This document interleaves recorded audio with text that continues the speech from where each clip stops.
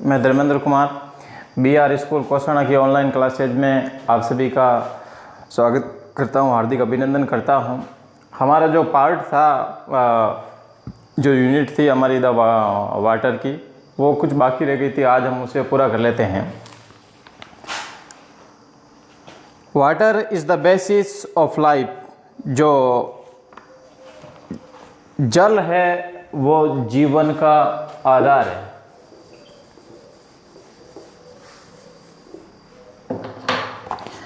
जल जो है वो जीवन का आधार है। Every animal and every plant contains a substantial proportion of free और combined water in its body and no kind of physiological activity is possible in which the fluid does not play an essential part.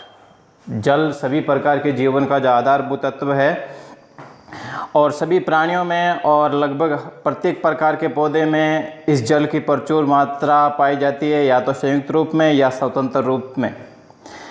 और ऐसी कोई भी जैविक गतिविधि या शारीरिक गतिविधि संभव नहीं है जिसमें इस पानी की कोई महत्वपूर्ण भूमिका अदा नहीं होती हो। Water is of course necessary for animal life, while moisture in the soil is equally imperative for the life and growth of plants and trees, though the quantity necessarily varies enormously with the species।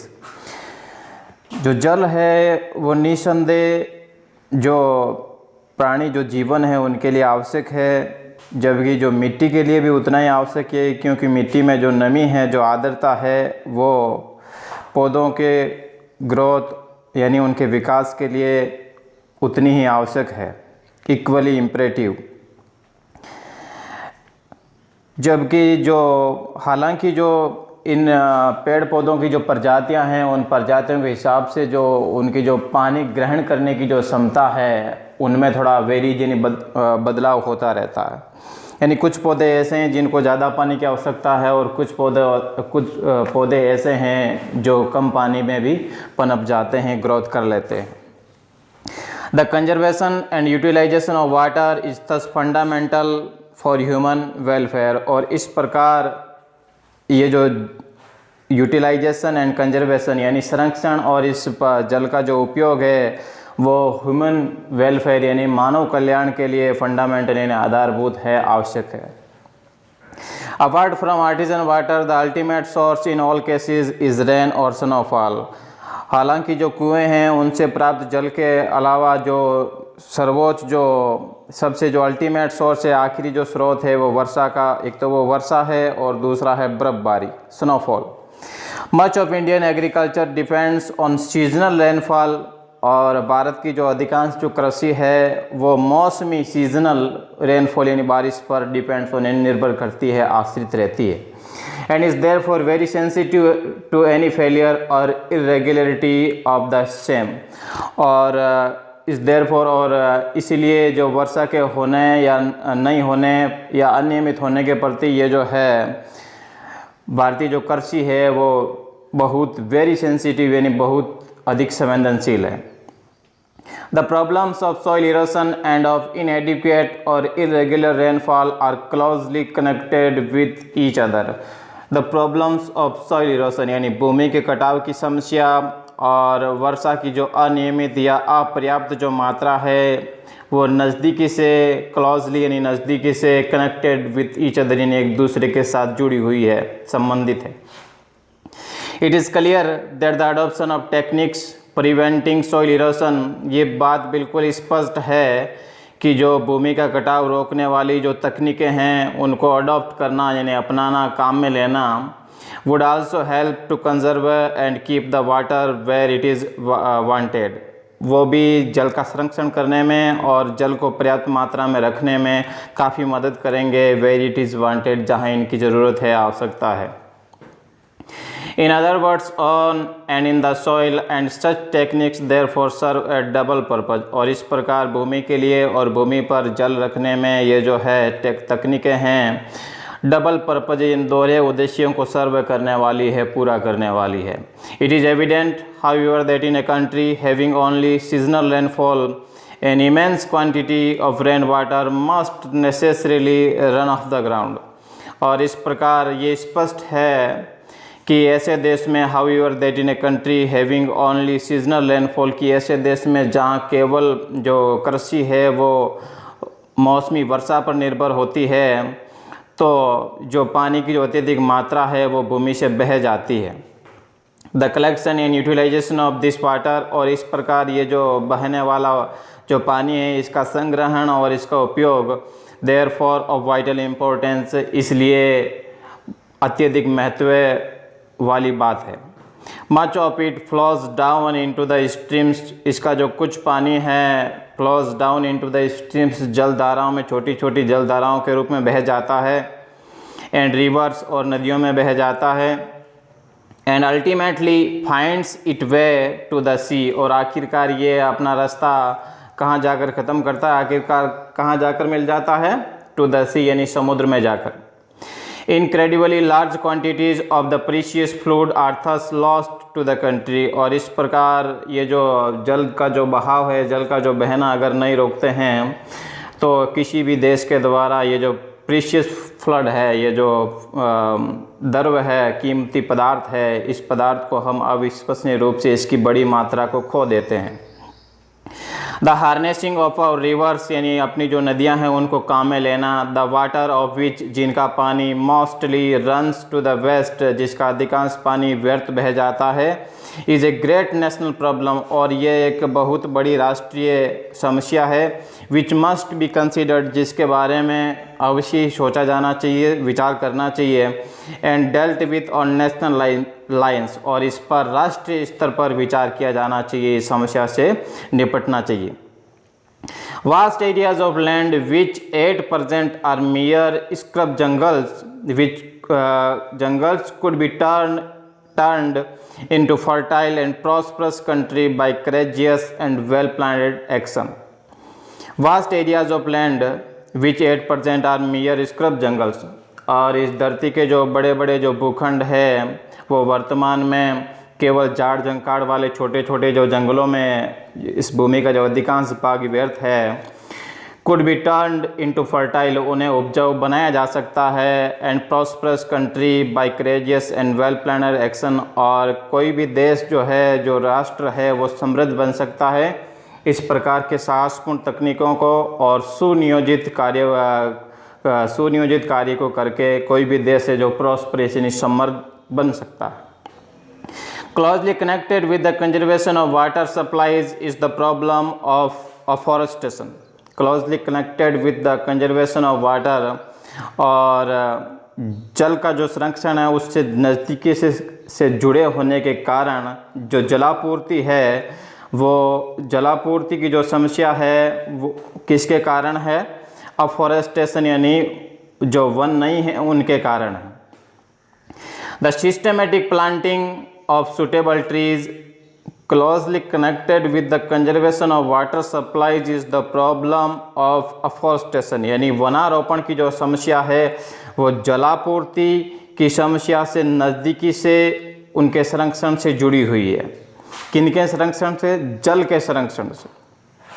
The systematic planting of suitable trees, यानी व्यवस्थित suitable trees, जो भी उपयुक्त पेड़ पौधे हैं, प्रत्येक जो ज़मीन के हिसाब से जो पेड़ पौधे हैं उनके हिसाब से जो व्यवस्थित जो प्लांटिंग है, जो पौधारोपण है, इन एवरी पॉसिबल, प्रत्येक संभव, और इवन इन इम्पॉसिबल एरियाज, और लगभग जहाँ जो असंभव एरियाज जहाँ पर हम पेड़ पौधे नहीं लगा सकते उन क्षेत्रों में भी, and the development of what one can call civilized forest, और जैसा कि कहा जाता है कि व्यवस्थित वनों का विकास हो, क्योंकि is distinguished from wild and untamed jungles, क्योंकि इन्हें जो जंगली हैं और जो अव्यवस्थित जंगलों से जो है डिस्टिंग्विश्ड यानी अलग माना जाता है, उनका भी जो है जो अलग है उनका भी विकास जो है वो किया जाना चाहिए, डेवलपमेंट होना चाहिए।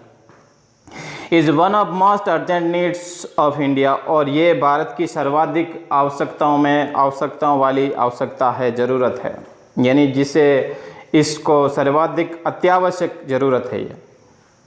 सच plantations would directly and indirectly prove a source of untold wealth to the country। और ऐसा पौधारोपण किसी भी देश के लिए प्रत्यक्ष रूप से या अप्रत्यक्ष रूप से असीम संपदा का स्रोत सिद्ध होगा। They would check soil erosion, इससे क्या होगा, वे जो भूमि का जो कटाव है, ये जो भूमि का कटाव रोकेंगे। कौन रोकेगा भूमि का कटाव? प्लांटेशन यानी पौधारोपण।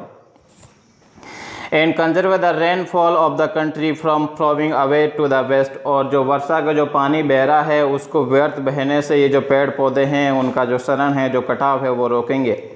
And would provide the necessary supplies of cheap fuel, और ये जो सस्ता जो ईंधन है उसको उपलब्ध करवाएंगे। किस लिए? इस देश के विकास के लिए। And thus render unnecessary the wasteful conversion of farm yard manure into a form of fuel, और इस प्रकार खेतों की खाद के ईंधन के किसी रूप में ये जो अननेसेसरी जो रूपांतरण है, अपेय जो रूपांतरण है, इसको क्या कर देगा? रेंडर अननेसेसरी, अनावश्यक बना देगा, रोक देगा इसे। The measures necessary to control the movement of water, वो उपाय जो इस जल की जो हलचल है, जो गति है, उसको कंट्रोल करने के लिए, नियंत्रण में करने के लिए। एंड कंजर्वेट सप्लाईज, और इसकी जो आपूर्ति है इसको संरक्षित करने के लिए। Can also serve subsidiary purposes of value of the life of country side, वो ग्रामीण जीवन के जो ग्रामीण जीवन को कीमती बनाने के जो गौण उद्देश्य हैं उनको क्या करेगा? उनको भी आल्सो सर्व यानी पूरा करेगा। सब्सिडरी पर्पजेज यानी गौण उद्देश्य जिन पर कम ध्यान दिया जाता है। By far the cheapest form of internal transport in a country is by boats and barges through canals and reverse.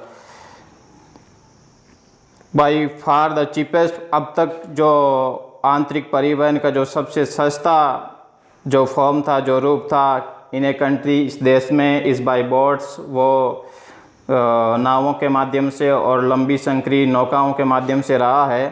Through canals, नदियों में, थ्रू कैनल्स नहरों, एंड रिवर्स यानी नदियों में। We hear much about programs of rail and road construction, हम रेल और सड़क निर्माण के कार्यक्रमों के बारे में बहुत अधिक सुनते हैं। But far too little about the development of internal waterways in India, लेकिन जो जलापूर्ति का जो आंतरिक जल मार्ग है उसके बारे में बहुत कम सुनते हैं, अति न्यून सुनते हैं।